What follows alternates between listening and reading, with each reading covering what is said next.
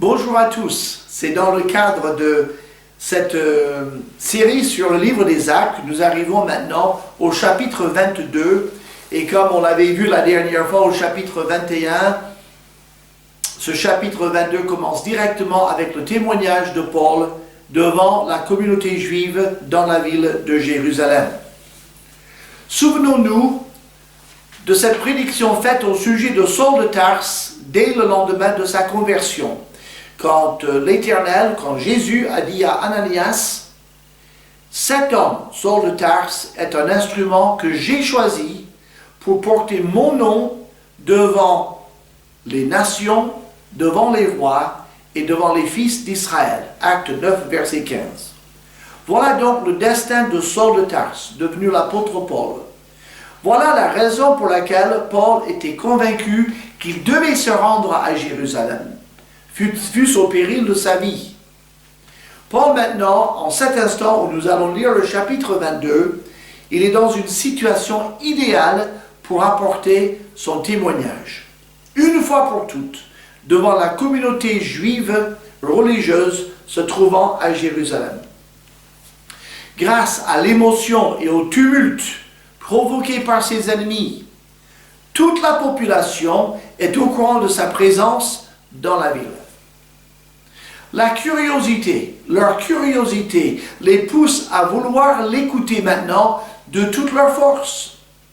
De plus, l'apôtre Paul est sous la protection de l'armée romaine, qui doit garantir sa sécurité, ainsi que la paix civile dans la ville de Jérusalem.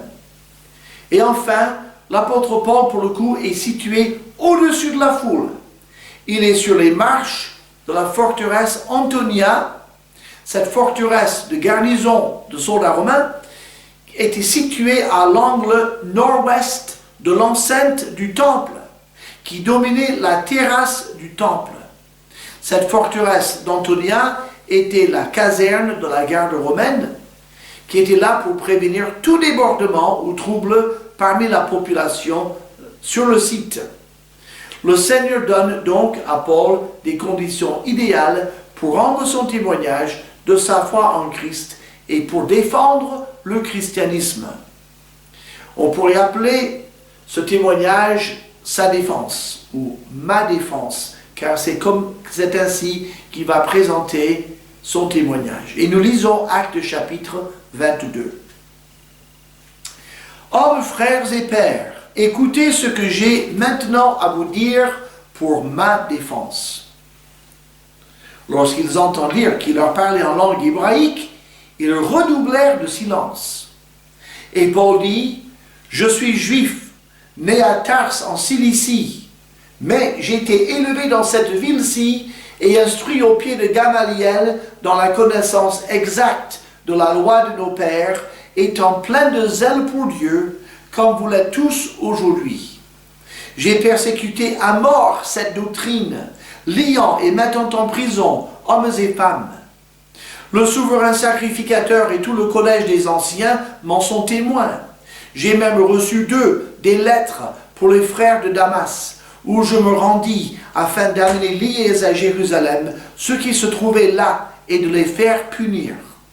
Comme j'étais en chemin et que j'approchais de Damas, tout à coup, vers midi, une grande lumière venant du ciel resplendit autour de moi. Je tombai par terre et j'entendis une voix qui me disait « Saul, Saul, pourquoi me persécutes-tu » Je répondis « Qui es-tu, Seigneur » Et il me dit « Je suis Jésus de Nazareth, que tu persécutes. » Ceux qui étaient avec moi virent bien la lumière, mais ils n'entendirent pas la voix de celui qui parlait. Alors je dis, « Que ferai-je, Seigneur » Et le Seigneur me dit, « Lève-toi, va à Damas, et là on te dira tout ce que tu dois faire. » Comme je ne voyais rien à cause de l'éclat de cette lumière, ceux qui étaient avec moi me prirent par la main, et j'arrivai à Damas. Or, un nommé Ananias, homme pieux selon la loi, et de qui tous les Juifs demeurant à Damas rendaient un bon témoignage, vint se présenter à moi, et me dit, « Saul, mon frère, recouvre la vue. » Au même instant, je recouvrai la vue et je le regardai. Il dit, le Dieu de nos pères t'a destiné à connaître sa volonté, à voir le juste et à entendre les paroles de sa bouche, car tu lui serviras de témoin auprès de tous les hommes des choses que tu as vues et entendues. Et maintenant, pourquoi tardes-tu? Lève-toi, sois baptisé et lavé de tes péchés en invoquant le nom du Seigneur. De retour à Jérusalem, comme je priais dans le temple, je fus ravi en extase. Et je vis le Seigneur qui me disait, « Hâte-toi et sors promptement de Jérusalem, parce qu'ils ne recevront pas ton témoignage sur moi. » Et je dis, « Seigneur, ils savent eux-mêmes que je faisais mettre en prison et battre de verge dans les synagogues ceux qui croyaient en toi, et que, lorsqu'on répandit le sang d'Étienne ton témoin, j'étais moi-même présent, joignant mon approbation à celle des autres et gardant les vêtements de ceux qui le faisaient mourir. » Alors il me dit, « Va, je t'enverrai au loin, vers les nations. » Ils écoutèrent jusqu'à cette parole. Mais alors, ils élevèrent la voix, disant, « Ôte de la terre un pareil homme, il n'est pas digne de vivre. » Et ils poussaient des cris, jetaient leurs vêtements, lançaient de la poussière en l'air. Le tribun commanda de faire entrer Paul dans la forteresse et de lui donner la question par le fouet, afin de savoir pour quel motif il criait ainsi contre lui. Comme on l'attachait pour le frapper, Paul dit au centenier qui était présent, « Vous est-il permis de battre de verge un citoyen romain qui n'est même pas condamné ?» À ces mots, le centenier alla voir le tribun pour l'avertir, disant, « Que vas-tu faire? Cet homme est romain. » Et le tribun étant venu, dit à Paul, « Dis-moi, es-tu romain? » « Oui, répondit-il. Le tribun reprit, « C'est avec beaucoup d'argent que j'ai acquis ce droit de citoyen. » Et moi, dit Paul, je l'ai par ma naissance. Aussitôt, ceux qui devaient lui donner la question se retirèrent, et le tribun, voyant que Paul était romain, fut dans la crainte, parce qu'il avait fait lier. Le lendemain, voulant savoir avec certitude de quoi les Juifs l'accusaient, le tribun lui fit ôter ses liens et donna l'ordre aux principaux sacrificateurs et à tout le Sanhédrin de se réunir. Puis il fit descendre Paul et il le plaça au milieu d'eux. Ma défense. Voilà donc le témoignage officiel de l'apôtre Paul devant toute la communauté juive religieuse dans la ville de Jérusalem et même amassée dans la cour du temple. Quelles sont les circonstances de ce témoignage? Premièrement, ce témoignage est donné à la 5e visite de Paul à Jérusalem. Il est venu depuis sa conversion 5 fois. Une fois pour rencontrer les responsables, une fois pour amener un don de l'église d'Antioche à Jérusalem, ce don monétaire, une fois pour rencontrer les anciens pour la question de la circoncision, une autre fois après son deuxième voyage missionnaire, et maintenant, cette fois-ci, après donc son 3e voyage missionnaire. C'est la 5e fois qu'il se rend à Jérusalem.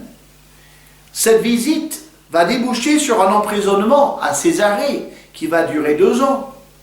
Et puis un autre emprisonnement à Rome pendant 2 ans de plus, avant son premier procès devant le César.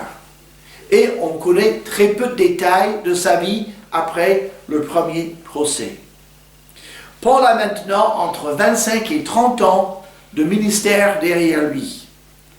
Les plus jeunes du Sanhédrin, les plus jeunes des pharisiens se souviendront de lui, puisqu'il était parmi eux, il était leur contemporain. Paul est maintenant, il a bien entre 55 et 60 ans, il est bien affermi en Christ par tout le ministère qu'il a exercé. Mais pendant ce témoignage, il leur parle en langue hébraïque. Vous avez noté. Les Juifs, dans la vie de tous les jours, ne parlaient pas l'hébreu, ils parlaient plutôt l'araméen. C'était la langue de tous les jours. Mais on lisait les Écritures en hébreu. On faisait tout ce qui était religieux lié au temple, tout ce qui était officiellement religieux, on le faisait en hébreu. Et donc, c'était une langue réservée aux activités religieuses. Donc, tout le peuple, puisqu'il leur parle en hébreu, tout le peuple pourra constater sa familiarité avec l'hébreu. Tout le monde pourra se rendre compte qu'il est très érudit dans le domaine religieux. Et en parlant l'hébreu, il montre aussi son attachement à son peuple, le peuple juif, et son attachement au Dieu d'Israël, qui a parlé au peuple d'Israël en hébreu. Et l'Ancien Testament a été rédigé en hébreu. Il y a une application pour nous ici. Parce que Paul pourrait leur parler en grec ou en araméen, il a choisi de leur parler en hébreu. Lorsque nous rendons témoignage, nous devons chercher à être crédibles et parler de manière à toucher les cœurs des gens. Parler en langage qu'ils comprennent. Parler en langage et choisir des mots qui montrent que nous sommes de bonne moralité, que nous sommes sincères, que nous sommes crédibles. Et c'est ce que fait Paul en parlant la langue hébraïque dans ce contexte. Quel est maintenant le contexte de ce témoignage, justement? Et là, il développe ça dans les versets 3 à 5. Il dit d'abord, je suis juif. Je suis né hors d'Israël, en Cilicie, mais je suis venu volontairement à Jérusalem pour les études théologiques, pour les études de la loi de l'Éternel. Ma pensée religieuse, toute ma culture religieuse, je l'ai acquise ici à Jérusalem. Je suis l'un de vous. Je suis du sérail. Je connais parfaitement le milieu que vous représentez. J'en fais partie et j'en faisais partie. Non seulement il dit cela, il dit, mais mes études, mon maître, mon instructeur, c'était Gamaliel. Gamaliel était en sommité dans la loi de l'Éternel. C'était une excellente instruction. Il dit, j'ai eu le meilleur professeur qu'on puisse avoir à ce moment-là, c'était maître Gamaliel, le meilleur rabbin d'Israël de ce temps-là. Il dit aussi, de Gamaliel et de mes études, j'ai compris, j'ai une bonne compréhension de la loi de Dieu. J'ai une bonne compréhension de tous les commandements de l'Éternel. Et j'avais et j'ai un cœur zélé pour obéir à l'Éternel. Je suis enthousiaste à l'idée de servir Dieu. J'ai une connaissance de Dieu et je suis complètement et parfaitement sincère et zélé pour servir Dieu. Et il dit une phrase ici dans le verset 3, « Étant plein de zèle pour Dieu, comme vous l'êtes tous aujourd'hui. » Il leur dit, « Je sais que vous êtes zélés pour Dieu. Je sais que vous êtes enthousiasmés à l'idée de le servir et de le défendre. » Donc, il touche ces gens-là, il marque des points. Si jamais ces gens-là devaient être ouverts à écouter l'Évangile, eh bien, ce serait grâce à ce témoignage. Il va plus loin. Il dit, j'étais tellement zélé pour défendre le Dieu d'Abraham, d'Isaac et de Jacob, que je voulais pourchasser tout charlatan, toute personne qui se présenterait faussement au nom de notre Dieu. Et j'ai considéré que ce Jésus de Nazareth était un charlatan, un dangereux charlatan, vu le nombre de personnes qui l'écoutaient. Et donc, il a dit, je n'ai pas persécuté les gens de moi-même. J'ai demandé aux autorités religieuses de mon peuple, vos autorités religieuses, qui m'ont mandaté, j'avais des autorisations officielles pour persécuter les chrétiens, pour les faire mourir et pour les emprisonner. Mais il a dit, je suis allé beaucoup plus loin que ça. Je n'étais pas content simplement de persécuter les chrétiens d'ici, à Jérusalem. J'ai même demandé des autorisations pour aller les rechercher à l'étranger. J'allais même à l'étranger pour ramener des chrétiens pour être jugés à Jérusalem. Souvenons-nous, c'est des chrétiens d'origine juive. Si les gens n'étaient pas juifs, ça ne le concernait pas. De toute façon, c'était des maudits. Mais les juifs qui se sont laissés embarquer par ce Jésus, il fallait les tuer, les persécuter, les faire mourir. Et donc, il dit, j'avais un zèle peut-être plus grand que le vôtre, puisque j'allais même jusqu'à l'étranger pour persécuter les chrétiens. Et je faisais ce zèle parce que j'étais zélé pour honorer l'Éternel. J'étais zélé pour la gloire de Dieu. Et donc là, pour moi, la gloire de Dieu consistait à punir ses ennemis. Il ne s'agissait pas simplement d'adorer Dieu, mais il s'agissait de maintenir la réputation de Dieu et ne pas permettre à un charlatan de prendre la place de notre Saint Dieu, notre Dieu, l'Éternel, le Dieu de nos ancêtres. Il dit tout cela dans son témoignage, dans les versets 3 à 5. Mais versets 18 et 19, parce que quelques années après sa conversion, 3 ans après, il revient à Jérusalem pour la première fois, où il rencontre ses faces. Et là, il prie dans le temple. Donc il montre dans son témoignage, je priais dans le temple. Donc j'étais toujours attaché au temple, j'étais toujours attaché à l'Éternel. Rien n'avait changé de ce point de vue-là. J'étais en prière, donc, et je priais notre Dieu, votre Dieu est le mien. Mais Dieu m'a communiqué un message ce jour-là. J'étais ravi en extase, j'ai une vision de Dieu. Et le Seigneur me dit, sors rapidement de Jérusalem, ils ne recevront pas ton témoignage. Il dit ça dans son témoignage. Dieu m'a prédit que vous ne recevrez pas mon témoignage. Et il dit, je ne comprenais pas. Je ne comprenais pas. De tous les témoignages que vous pouvez recevoir, le mien devrait vous convaincre. Et il dit ça au Seigneur dans sa prière. Il dit dans les versets 19 et 20, il dit, Seigneur, mais ils savent que je persécutais les chrétiens. Ils savent que j'étais présent quand le premier martyr est mort. J'étais là, je tenais les vêtements de ceux qui le lapidaient. J'étais d'accord avec ça. On ne pouvait pas être plus contre l'évangile que moi je ne l'étais. Si quelqu'un peut les convaincre, mon témoignage devrait pouvoir les convaincre, Seigneur. Pourquoi ne veux-tu pas que je témoigne? Pourquoi dois-je quitter Jérusalem? Voilà ce qu'il disait au Seigneur. Mais le Seigneur lui a dit, je te prédis, je te dis, je te garantis, mon peuple ne recevra pas ton témoignage. Donc, Paul montre, finalement, en tout en donnant son témoignage, à travers le récit de cette vision qu'il a, il dit à ce public, en substance, je vous donne mon témoignage solennel. Si vous le refusez, vous êtes totalement illogique et vous êtes totalement insensé. Il ne l'a pas dit, mais il a insinué.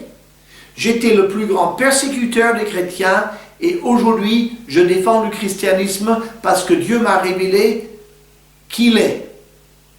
Sinon, je n'aurais jamais changé. Si vous refusez ce témoignage, il n'y a aucun autre témoignage qui puisse vous convaincre. Il leur montre, finalement, tout en donnant son témoignage, si vous refusez mon témoignage, ce sera uniquement par orgueil et par rébellion contre Dieu. Parce que là, vous avez toutes les preuves de la véracité de ce que je dis, puisque moi-même, j'étais le plus farouche persécuteur des chrétiens. Voilà le contexte dans lequel Paul donne son témoignage. Mais nous arrivons au cœur de ce témoignage. Quel est le cœur? Quel est le sens même de ce témoignage? Eh bien, Dieu se manifeste à lui d'une manière certaine. Ça ne pouvait pas être autre personne que Dieu qui se manifeste. Qui, à part Dieu, peut contrôler la lumière qui brille dans le ciel. Cette lumière est venue du ciel. Il n'y a qu'un seul, c'est le Créateur. Et cette lumière qui vient du ciel sur le chemin de Damas vise un homme en particulier, Saul de Tarse. Souvenez-vous, Saul de Tarse était entouré de plusieurs hommes qui l'accompagnaient, mais il est le seul qui tombe de sa monture par la force de cette lumière. Il est le seul à devenir aveugle par cette lumière, et il est le seul à entendre la voix, à comprendre les paroles de la voix qui parle. Ses compagnons de voyage ne sont pas tombés de leur monture, ils ne sont pas devenus aveugles et n'ont pas entendu les paroles qui étaient prononcées. Donc Dieu le visait lui personnellement. Cette lumière du ciel montre que c'est Dieu, et tout ce qui lui est arrivé montre que c'était lui à qui Dieu voulait communiquer. Quelle est la révélation qu'il reçoit? Par la lumière, il sait que c'est Dieu qui lui parle. Et il dit, qui es-tu Seigneur? Qui es-tu Seigneur? Donc il s'adresse à Dieu. Yahvé, Jéhovah, Adonai, le Seigneur, Elohim, le vrai Dieu, le Dieu créateur. Il s'adresse à ce Dieu et dit, qui es-tu Seigneur? Et ce Dieu-là dit, je suis Jésus de Nazareth que tu persécutes. Tu persécutes Jésus de Nazareth, que je suis, qui je suis, et je suis Dieu. Jésus de Nazareth est Dieu. C'est ce que dit Jésus. Alors, Saul de Tarse a toujours été attaché à l'Éternel, mais il ne savait pas qui c'était. Il ne savait pas du moins que Jésus de Nazareth était Dieu. Et là, il apprend. Immédiatement, il dit, alors qu'est-ce que je dois faire? Que ferai-je? Que veux-tu que je fasse? Puisqu'il est attaché à servir Dieu, la première chose qu'il dit, c'est, une fois qu'il sait qui c'est, eh bien, que veux-tu que je fasse? Et là, il reçoit des consignes claires. Tu vas aller à Damas, comme prévu, et une fois à Damas, on va te dire ce que tu dois faire. Donc, il va à Damas, il est toujours aveugle, il passe 3 jours à jeûner et à prier, aveugle, dans la maison qu'il occupait. Pendant les 3 jours où il est aveugle et qu'il jeûne, il a une vision d'un homme nommé Ananias qui vient pour lui faire recouvrer la vue. Et ça, nous trouvons en Actes chapitre 9, verset 12, où le Seigneur parle à Ananias. Le Seigneur dit, verset 11 de chapitre 9, Dieu dit à Ananias, « Lève-toi, va dans la rue qu'on appelle la droite, et cherche dans la maison de Judas un nommé Saul de Tarse. » Alors Dieu lui donne l'adresse, la rue droite. « Car il prie, Saul de Tarse prie, et il a vu en vision un homme du nom d'Ananias qui entrait et qui lui imposait les mains afin qu'il recouvre la vue. » Donc pendant qu'il est là dans ces 3 jours, Dieu lui donne la vision qu'un homme qu'on nomme Ananias va arriver et va lui faire recouvrir la vue. Alors, au bout des 3 jours, cet Ananias, qu'il ne connaissait pas, vient directement à son logement. Il n'est pas censé savoir qui est Saul de Tarse, ni pourquoi il est là, ni où il habite, surtout pas. Comment est-ce qu'il est arrivé dans sa ville, dans sa maison? Et il lui explique ce qu'il vient de vivre, alors qu'il n'est pas censé savoir ce que Saul de Tarse vient de vivre. Il lui dit, voilà, on sait ce que tu viens de vivre, et Dieu te dit que tu as vocation à donner ce témoignage devant les hommes. Il reçoit l'ordre donc de se faire baptiser, et il est rempli de l'Esprit Saint. Voilà le témoignage de l'apôtre Paul à la communauté juive. Quelle est la puissance de ce témoignage? De quoi témoigne-t-il? Quelles sont les leçons de ce témoignage? D'abord, Paul montre la certitude de cette vérité. C'est pas quelque chose de fabriqué, c'est absolument vrai. Comment savons-nous que c'est vrai? D'abord, Jésus de Nazareth, qui se dit Dieu, Il est Dieu parce qu'il a le pouvoir de choisir à l'avance Saul de Tarse pour être son témoin. C'est-à-dire que Dieu connaissait Saul de Tarse avant sa naissance, il savait ce qu'il deviendrait et il a choisi cet homme à l'avance pour être son témoin. Il n'y a que Dieu qui peut faire ça puisque Dieu sait toutes choses à l'avance, déjà. Ce Dieu, ce Jésus de Nazareth, avait le pouvoir physique d'envoyer une lumière plus forte que le soleil et qui atteint un homme. Jésus de Nazareth est Dieu parce qu'il a montré le pouvoir de s'adresser directement à un homme, de lui dire exactement où il devait aller et de lui révéler qui lui rendrait visite. Et ce même Dieu avait le pouvoir de donner des instructions claires à Ananias.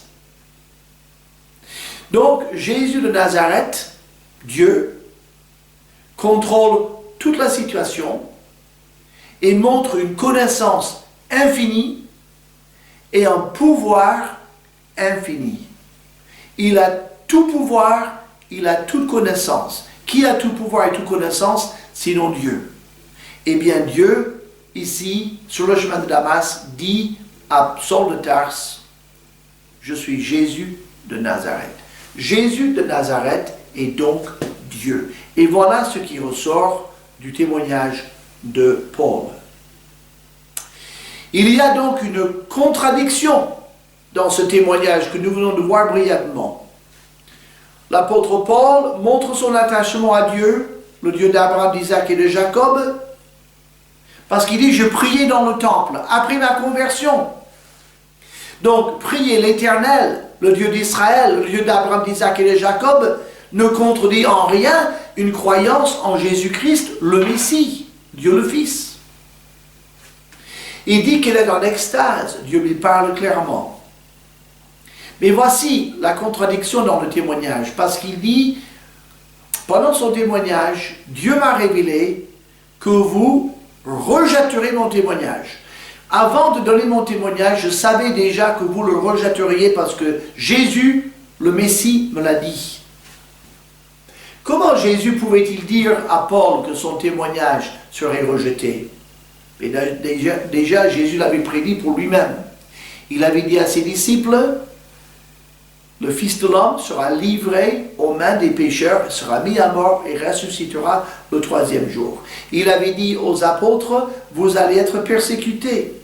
Étienne, le premier martyr, il a prêché un long message où il a répété cette vérité. Vous n'avez jamais accepté le message de notre Dieu, le Dieu de nos ancêtres. L'Éternel que vous dites aimer, vous n'avez jamais accepté son message, ni avant et ni maintenant. Il a été martyrisé pour ça. On n'appréciait pas son message, mais c'était la vérité. Paul a reçu la même révélation, mais la différence ici, que pour Paul, c'est qu'ils aient refusé le Messie, ok, parce qu'ils ne savaient pas qui c'était, qu'ils aient repoussé le message d'Étienne, je peux le comprendre, moi aussi je l'ai repoussé. Mais moi, je suis un persécuteur de l'Église qui a été converti par Jésus lui-même. Donc mon témoignage devrait être le plus crédible de tous.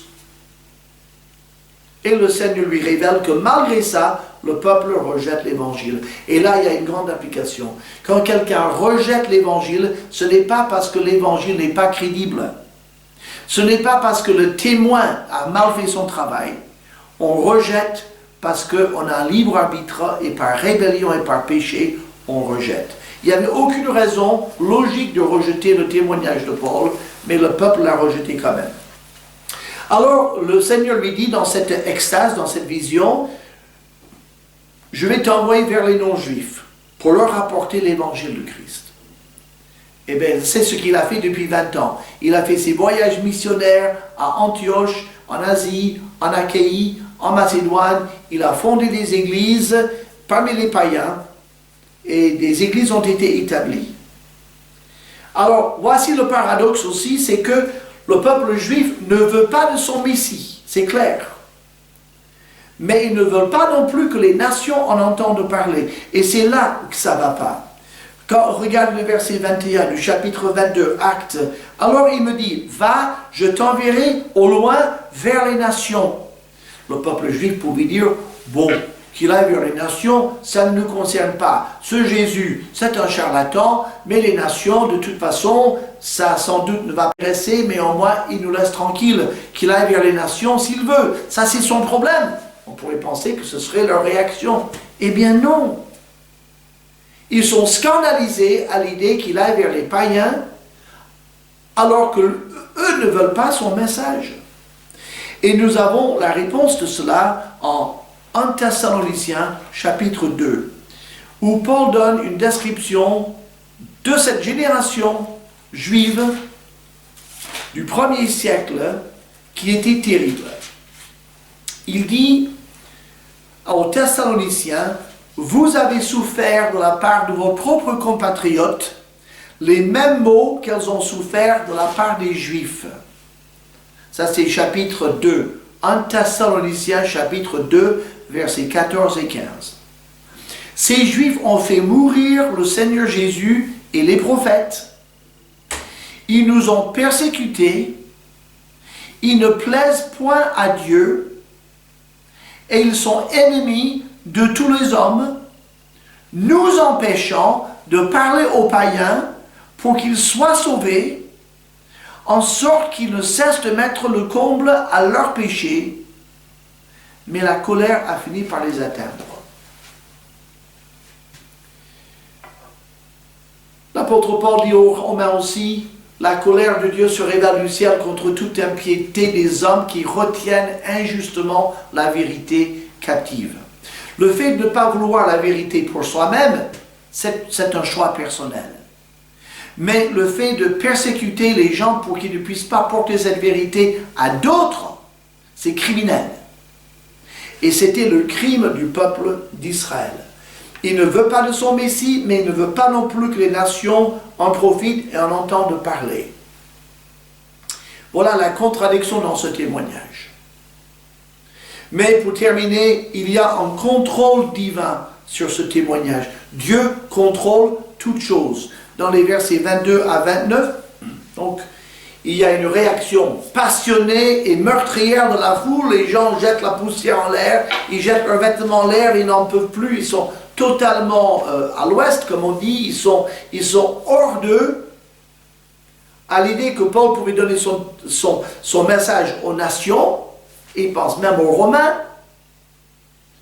Le tribun veut savoir pour quelle raison le peuple réagit ainsi. Quand vous avez quelqu'un qui prêche un message, comme il en a fait un là, et qu'à la fin, quand il dit, Dieu dit, je t'enverrai vers les nations, le tribun romain pouvait se sentir concerné. C'est un païen. Et que l'Éternel, ce Dieu qui dirige ce temple, ce Dieu des Hébreux, envoie cet homme vers les nations, où est le problème? Pour le tribun, ça ne crée pas de problème. Mais on voit que pour les Juifs, mais ils sont hors d'eux à cette idée-là. Alors le tribun, il veut savoir pourquoi ça les met tellement en colère. Alors comme c'est un militaire, il ne réfléchit pas.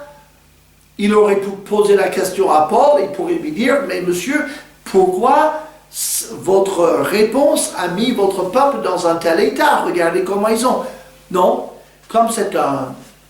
Après, peut-être il pensait que Paul ne voulait pas lui répondre, alors il dit, vous allez fouetter ce monsieur pour lui poser la question. Et la question c'est, pourquoi votre propos a-t-il produit cette réaction parmi les Juifs? Et on va le torturer pour lui extraire la réponse. Comme si Paul représentait une menace pour l'Empire. Si on réfléchit 2 secondes, on trouve que c'est totalement stupide. Mais c'était sans doute un réflexe du tribun, un réflexe militaire. Cet homme, il arrive et ça met toute la ville en émoi. Qu'est-ce que c'est comme dangereux criminel? Alors on va le torturer un peu et il va bien nous répondre, au lieu simplement de lui poser la question. Donc, c'est une raison totalement stupide de souffrir Paul n'est pas en train de défendre sa foi, il ne va pas être torturé parce qu'il est chrétien, il va être torturé pour extraire une réponse à une question qu'il donnerait bien volontiers si on la lui posait simplement. Donc là, Paul fait connaître sa citoyenneté romaine pour éviter cette torture. C'est une torture qui aurait été inutile et illégale. Et une fois que le tribun sait que Paul est citoyen romain par sa naissance, il sait non seulement qu'il ne peut pas torturer Paul en aucune circonstance, mais qu'il avait l'obligation d'assurer sa sécurité. Il ne peut pas permettre à d'autres de le torturer, ni mettre un doigt sur lui. Le tribun est responsable de la sécurité physique de son prisonnier. Mais avec tout ça, comme il n'a pas posé la question à Paul, il veut savoir de la part de ses adversaires qu'est-ce qui les gêne dans cet homme. Il veut savoir quel est le problème de Saul de Tarse. Parce que maintenant qu'il est dans le système romain, il va devoir l'incarcérer. Il ne peut pas le lâcher comme ça dans la nature. Il a comment on pourrait dire, il a en prison. Il est captif. Mais on ne pouvait pas garder quelqu'un captif sans un motif. Donc il faut qu'il connaisse ce motif. Ce qui va obliger le tribun à présenter l'apôtre Paul devant le Sanhédrin. Devant le Sanhédrin. Et là, ça sera, je crois que c'est la 5e fois que le Sanhédrin va recevoir un témoignage clair de l'évangile de Jésus-Christ. Donc, il va présenter Paul au Sanhédrin le lendemain. Et Paul va pouvoir continuer son témoignage auprès du peuple d'Israël. Qu'est-ce qu'on peut dire pour conclure? Eh bien, d'abord, le Seigneur sait ce qu'il fait. Le Seigneur a dirigé cette chose de part en part. Le peuple juif a eu une dernière occasion d'entendre l'évangile de Jésus-Christ sans interruption. Ce peuple a entendu, par le témoignage, qu'il s'est toujours dressé contre le vrai Dieu et qu'il continue à le faire en refusant le Messie.